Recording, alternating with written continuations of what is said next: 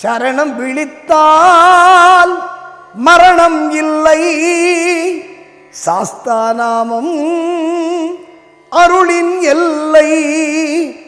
தருணம் இதுதான் சரணம் போடு, தர்மசாஸ்தா பாதம் பாடு. சரணம் விழித்தால் மரணம் இல்லை அப்படின்னு ஒரு பாட்டு இருக்கு, நீங்க கேட்டிருப்பீங்க. ரொம்ப எளிமையான தெய்வம். நீ என்ன சொன்னாலும், நீ எந்த லாங்குவேஜில் கேட்டாலும், நீ எப்படி கேட்டாலும், நீ என்ன கேட்குறியோ அதை கொடுக்கின்ற தெய்வம்.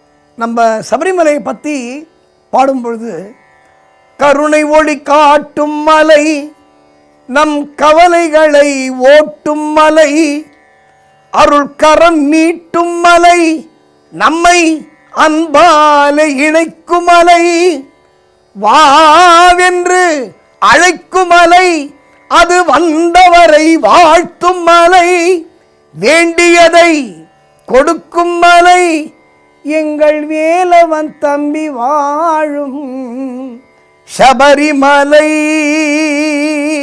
இதான் எல்லா குருசாமிகளும் சொல்றாங்க. நீ என்ன கேட்குறியோ அதுக்கு 10 மடங்கா உனக்கு கிடைக்கும். அப்போ சரணம் விழித்தால் மரணம் இல்லை. நான் எப்படி பூஜை பண்ணணும்? எனக்கு ஸ்லோகம் தெரியாது, சகஸ்ரநாமம் தெரியாது, அஷ்டோத்தரம் தெரியாது, ஒன்றுமே தெரிய வேண்டாம். ஒரே ஒரு சரணம் சொன்னால் போதும். ஒரு சரணத்தை நீ பக்தியோட சொன்னேன்னா ஐயப்பன் எங்கிருந்தாலும் உன் வீட்டுக்கு ஓடி வருவார் என்பது சத்தியம்.